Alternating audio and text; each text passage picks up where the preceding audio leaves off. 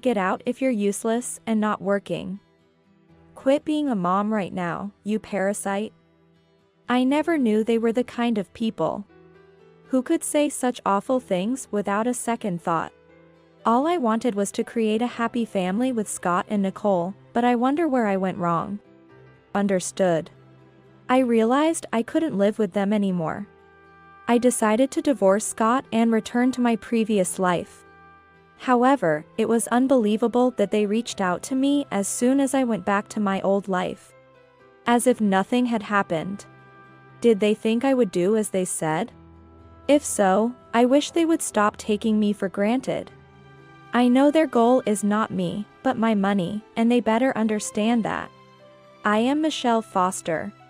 I used to work as an office sales clerk for a local company, but now I am a full-time housewife. Growing up, my family's business struggled, and we had financial difficulties. So I was somewhat strict about money. My twin sister Courtney is similar in this regard. Both of us prefer to avoid financial struggles, influenced by our childhood environment and personality. Aside from my sales job, I also have a business with Courtney, which I believe is going fairly well.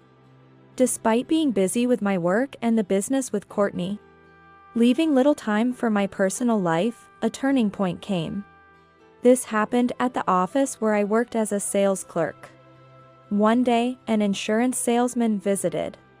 Usually, I wouldn't pay much attention since we were covered by insurance. But his pen caught my eye.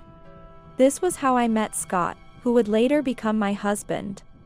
That pen, it's from that theme park, right? I really wanted it too and went there, but couldn't get it. He had a limited edition pen from a famous theme park. Hard to get and now traded at a premium price. I also had the bitter memory of missing out on it despite visiting the park. Yes. I went there with my daughter who wanted it, and we both won it in a lottery. It's kind of odd for someone my size to be using it. His laugh while saying this was strangely memorable. Not at all. Oh, you have a daughter? Yes. I'm a single father. And you're the first person I've had such a good conversation with because of this pen. Really? I love that character. Sorry for getting distracted at work. No worries, please. Oh, I'm Scott Foster. That's how a conversation about a pen turned into regular chats. He became responsible for visiting my workplace and started showing up frequently. Our casual conversations at work led to something more significant. I know it might be strange coming from a single father, but I really want to express my feelings to you, Michelle. Would you consider dating me? I want to know more about you, Michelle. Sorry for being so sudden. No, I enjoy talking to you too. I'd be happy to. Scott's face lit up with joy. I'm so glad. I thought you might say no. No, I'm looking forward to it. Our relationship progressed smoothly, and after 5 years of dating, it was time to think about marriage. Michelle, will you marry me? Yes. I'm happy. I've always wanted to be with you. I was overwhelmed with happiness when he proposed at a beautiful restaurant during Christmas. Having led a life distant from men until meeting Scott, it felt unreal. With me still in shock, Scott became serious. Michelle, there's something I need to tell you before we get married. What is it? You seem so serious all of a sudden. I became anxious seeing Scott's serious expression, something I hadn't seen before. You know I have a daughter. If we get married, I want you to be her mother. Me, a mother? At 35, focused on my career, the sudden request to become a mother was confusing. Lacking maternal instincts, the idea of suddenly becoming someone's mother was perplexing. I know it's surprising, but I'm serious about our future. My daughter, Nicole, is almost 10 and can manage most things herself. Wait, please. I knew about Nicole, but me, suddenly a mother? I've met her, but I'm also working. Nicole would be happy if you became her mother. And please, don't quit your job. Scott was desperately trying to convince me. Your life won't change much. And I just want you to be a support for Nicole as a mother. Normally, being asked such a thing before marriage might make someone reconsider the marriage itself. But I was different. I convinced myself that Scott being so honest with me meant he was serious about our future together. Please look at me. You're serious about our future together, aren't you, Scott? Of course. She's your precious daughter, Scott. I'll do whatever I can. Thank you. That's how the flow towards marriage began. I had met Nicole a few times before, and my impression was that she was ordinary, like any other girl. Nicole? Yes, it's Nicole. I've heard about you from my dad, Michelle. Nicole's smile was incredibly charming. Feeling that she was a nice girl, I felt there would be no problem living together as a family. I'm going to marry your dad, Nicole. I wanted to come and say hello. I'm happy that someone as wonderful as you will become my mom.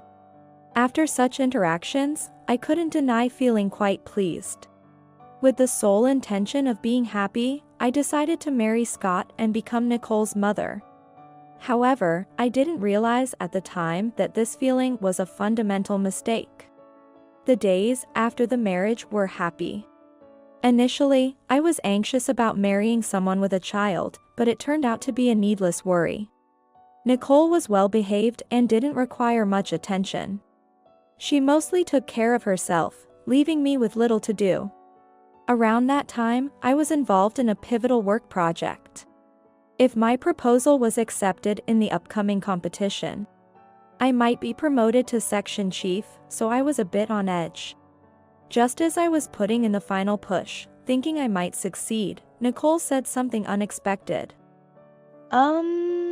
Michelle. Can I talk to you for a moment? What's up, Nicole? Well, you might think it's selfish, but I want a mom at home. Seeing Nicole look at me hesitantly while she spoke, my heart felt like it was being squeezed. I might have been making her feel lonely without realizing it. The thought made me feel helpless. Right, you're always home alone when you get back. I'm used to being home alone, but sometimes I feel a tightness in my chest. That's why I want a mom around. Due to the important work project, I had been working overtime until late at night. There were days when I barely caught the last train home for 3 consecutive days. Recently, I hadn't really seen Scott or Nicole. With Scott's frequent business trips and overtime, we were making Nicole feel quite lonely. I was also happy that she called me a mom. Mom, are you talking about me? Who else?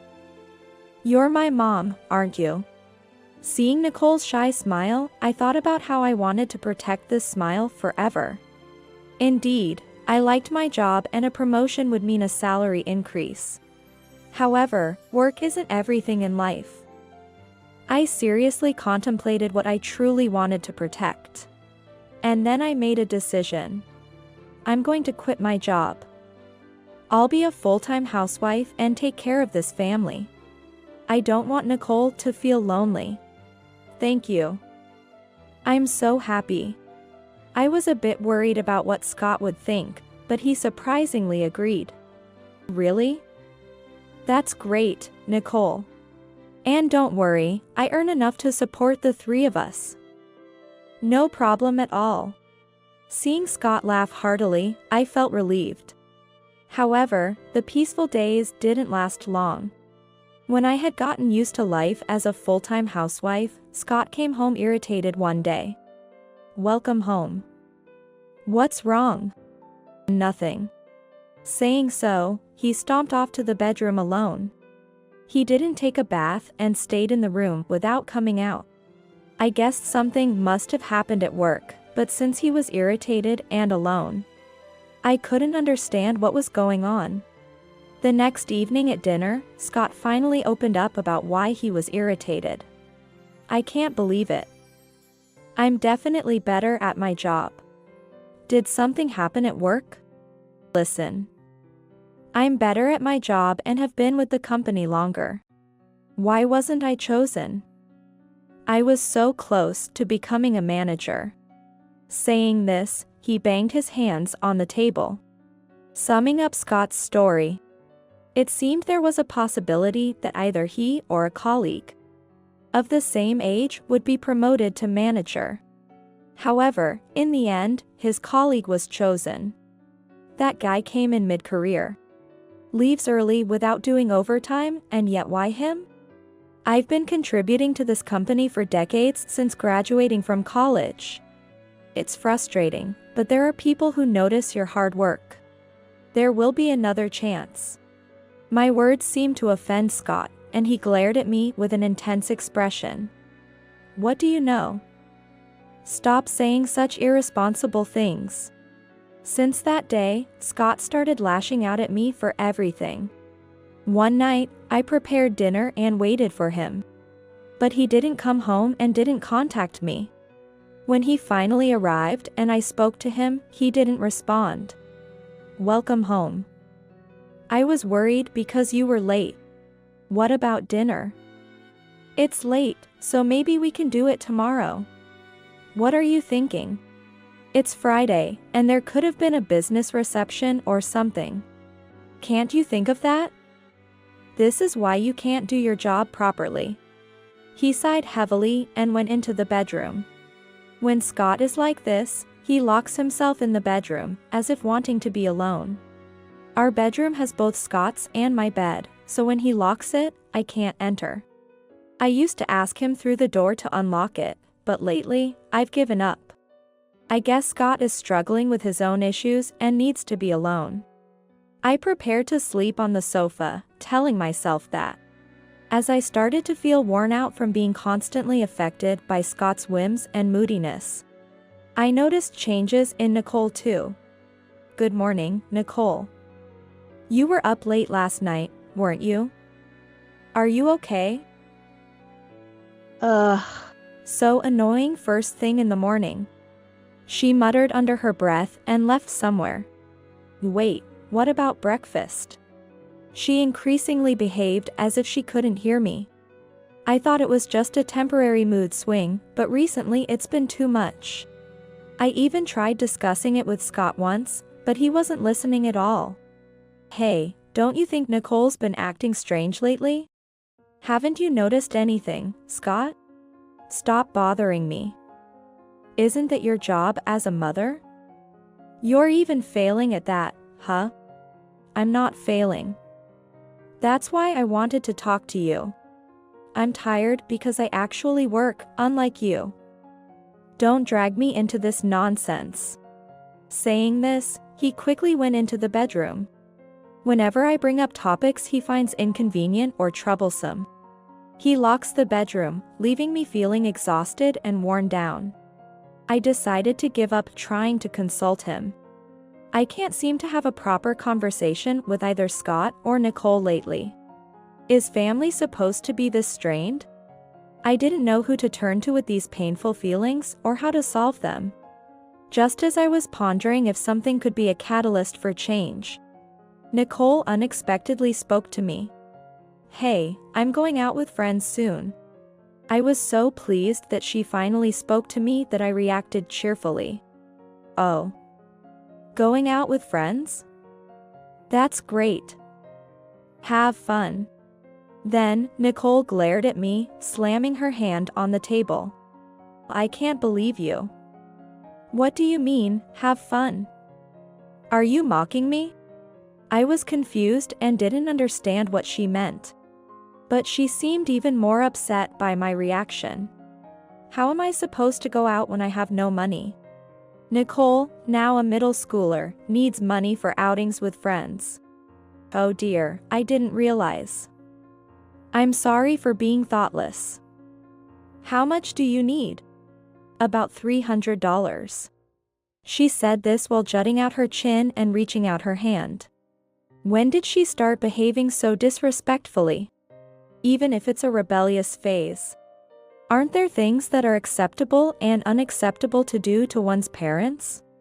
Until then, I had been smiling, but I couldn't overlook this and decided to speak up. You know, when you do that, it hurts me. Also, isn't $300 a lot for a middle schooler to go out just once? I thought saying it clearly would make Nicole realize, but it seemed to make her angrier. What? Suddenly acting all motherly, and it's so annoying. You don't understand anything and still butt in. Unbelievable. Saying this, she left somewhere. When she casually walked out of the room, I noticed she had taken my wallet. I was so shocked I couldn't move. How could she just take someone's wallet like that? This was beyond what I could handle alone, so I decided to finally talk to Scott. Scott, Nicole's behavior has been too much lately. Today, she just took my wallet and left the room because she said she needed money to go out. Scott seemed to ignore me as if he hadn't heard. Also, she asked for $300 for going out. Isn't that too much for a middle schooler? Scott then glared at me. If Nicole says she needs that much money to go out, then she does. Just give it to her quietly. That's easy for you to say, but $300 is a lot. It's not money you can just give away. Then, Nicole, who had heard our argument, came out of her room. You're still talking about that? Smirking unpleasantly, she approached me. Of course, you're a stay-at-home mom with no money. All my friends' moms work, so they have money at home, unlike us. Being a stay-at-home mom these days, what are you thinking? Then the two of them pointed at me and said, "Get out if you're useless and not working. Quit being a mom right now, you parasite." Hearing this, something inside me snapped. Understood. I felt there was no need to stay with people who ridiculed me to this extent.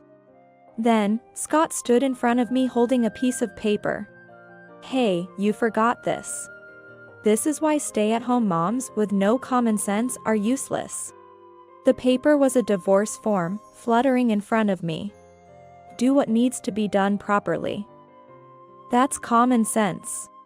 I snatched the form without hesitation and tucked it into my bag. I'll submit this to the municipal court myself. It's better if I don't trouble you with it, given how busy you are. You're not planning to keep it and not submit it, are you? Of course not. Besides, the submission of a divorce form will be verified by you. So there's no way I could deceive you. Scott seemed convinced by what I said and glanced at me before entering the room. I didn't want to think of someone who treated me so terribly as my husband. With that determination, I left the house and headed straight to the municipal court. Submitting the divorce form at the municipal office was over quickly. I wished I had done it sooner, seeing how easily it was completed. For now, I decided to move forward. After submitting the divorce form, I immediately went to the neighboring town.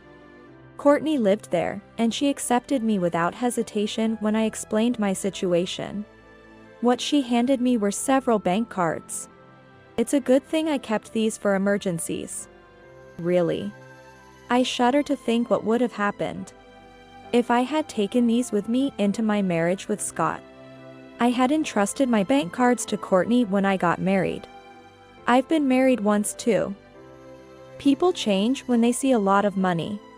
The only money worth having is what you earn through hard work. Exactly.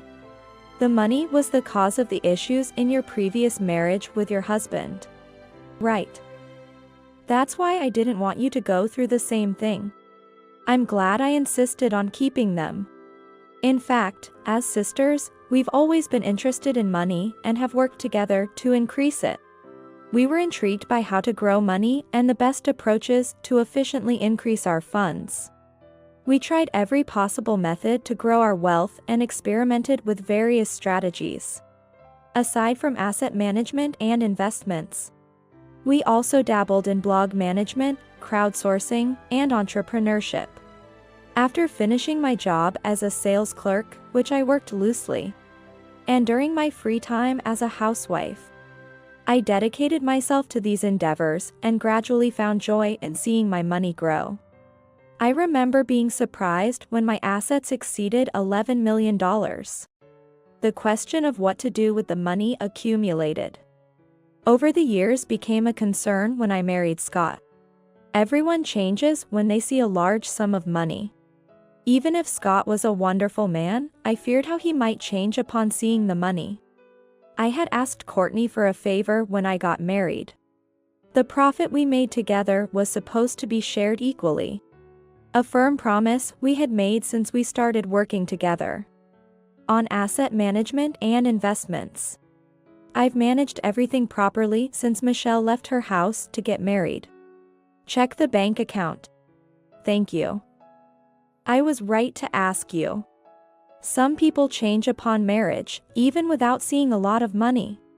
That's why I told you. It's better to keep quiet about having money, even after marriage. I had kept it a secret that I had been working on various projects with my twin sister before marriage and continued to grow our wealth. People might betray you in the end, but money never does. You're right. I'm glad I followed your advice. Courtney's advice came into play in this way. While I was doing small tasks as a housewife, Courtney actively managed our endeavors, generating profits beyond our imagination. A year later, our wealth had grown even more, and I almost let out a scream of joy. It's been a long journey to increase our wealth to this point. Truly. It's all thanks to what you did. Stop, you're making me blush. By the way, Michelle, I have something to discuss with you. Then Courtney showed me an email. A financial magazine wants to feature us. It's a women's finance magazine. And they're interested in our journey of increasing wealth through asset management and work-from-home strategies. Oh, I sometimes read that magazine. It's amazing that amateurs like us are going to be featured in it. Really. I never imagined we'd be introduced like this when we started this work together. So, it's okay to accept the offer? Of course. We later had an interview, and our responses were published in the magazine. It was unbelievable to see ourselves featured in one of the magazine's sections. For privacy reasons, our faces were blurred, and initials were used. So it wasn't immediately obvious it was us. A few weeks after the magazine went on sale, I started receiving numerous calls from the same phone number. It shouldn't have been obvious from just the article, but I counted them. There were 20 calls from Scott and Nicole. Initially, I ignored them, but one day, out of curiosity, I answered. Scott immediately started speaking in a pressing tone. Hey, the person in that magazine, that's you, Michelle, right? What are you talking about? This is how you start a conversation with your ex-wife? I know, because we were married for so long. There are things you just know when you truly love each other. I continued the phone call, thinking it was typical of him to start with something absurd. And then I decided to make it clear. Just so you know, we are now strangers since we're divorced. Please refrain from leaving dozens of calls. It's intimidating. Intimidating? That's an exaggeration. I just want to talk to my loving wife. Wife? We're divorced, aren't we? Scott then hesitated in his response. You didn't actually submit it, did you? Of course, I did. Is there a problem? Scott was yelling on the phone. Are you seriously telling me you thought that joke was real? I'm sorry for someone who can't take a joke like you. Scott was irate, spouting unbelievable things on his own. Marrying a failure like you and enduring the mental anguish is something I haven't forgotten. I'll make sure to get my share of compensation from you. Feeling this couldn't go unchallenged, I decided to retaliate. Compensation? From me to you? Hardly. Have you forgotten that you're the one who should be paying compensation? What do you mean? You may think I didn't notice, but I'm well aware. You were having an affair with someone from your workplace. I could picture him fumbling over his words on the other end of the line. His voice was getting higher. What? An affair? Cut it out with your baseless accusations. I'll tell you now, I had you investigated before our divorce.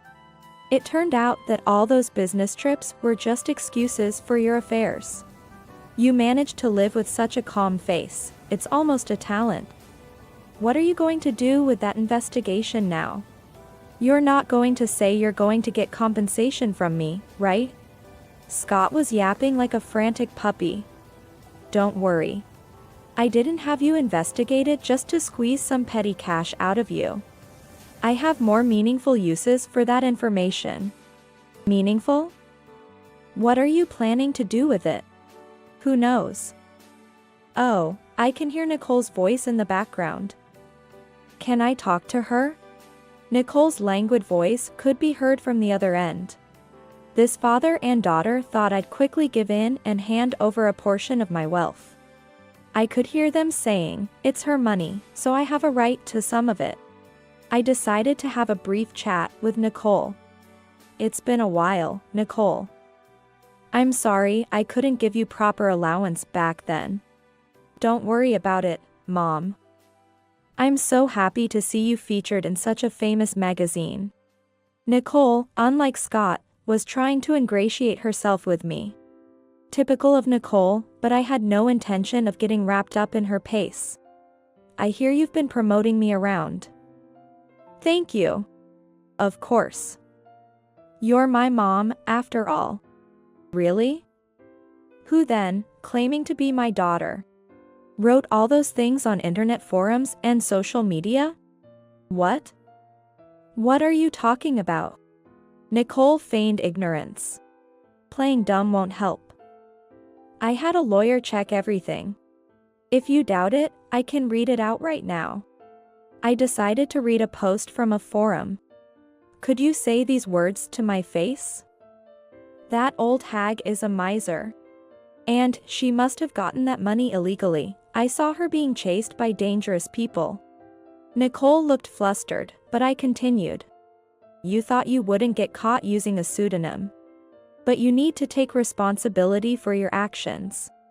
What's with the lecture about responsibility? I'm a minor, and this is just a family issue. Do you think threatening me like this will do any good? Since she still didn't understand, I thought it best to just hang up. But wait, I should have some share of that money, right? Just transfer a bit into my account. I'll handle it appropriately on my end. I was appalled by the unabashed behavior of the two on the phone. But such deep exasperation somehow made me feel liberated. Deciding to take decisive action without hesitation, I informed a mutual acquaintance between Scott and me, whom I knew through work, about the evidence of his infidelity. I also sent screenshots of Nicole's forum posts to her school, including a letter stating my intention to report this to the police. I expected some reaction. News and rumors spread faster than I thought. And the people who heard my story or read the letter were shocked, causing the rumor to spread rapidly. Thanks to these rumors, Scott's infidelity became widely known at his workplace, ruining his chances of promotion. Nicole's almost certain recommendation for advanced studies was cancelled, leaving her in disarray. Recognized by the entire grade as the painful person who posts terrible things on websites, her friends quickly distanced themselves, leaving her to spend time alone. One day, while shopping at the supermarket, I ran into Scott and Nicole. The two I hadn't seen in a long time had no shadows of their former selves. Hey, you think you're okay, just because you're rich? What are you talking about? And why are you lying in wait here? What's your intention? It was you, wasn't it? You spread the rumor about my affair at work. And because of what you did, Nicole's recommendation got cancelled, right? As they approached me, they had the energy of people with nothing left to lose. It seemed they had been keeping an eye on my parents' house. You've messed everything up. If you had just stayed quiet and given us the money. You know, I always wanted to build a good relationship with you two as a family. But you two are the ones who ruined it. Don't blame others. You talk back with such arrogance. Who do you think you are? While exasperated by their arguments, I made my point clear. Considering everything up to now, including today's incident, maybe I should consult with the police. Even if you are a former family, there are limits, and if this continues. The moment I mentioned the police, Scott and Nicole awkwardly looked down. Do you two really want to escalate this further and end up involving the police? Realizing they were at a dead end, they walked away somewhere. Since the divorce, I've been working with Courtney on asset management. Looking back, I'm so glad I didn't tell Scott about my total assets of $11 million. Just thinking about what might have happened if I had been completely honest with Scott and Nicole gives me a headache. Recently, Courtney and I have been excited about starting a new company. We've heard of women who want to divorce but can't because of financial issues. We're considering opening a school that offers skills training from home, which could be interesting. I hope to support women struggling with their relationships with their husbands or children. Those who are troubled but unable to take the first step.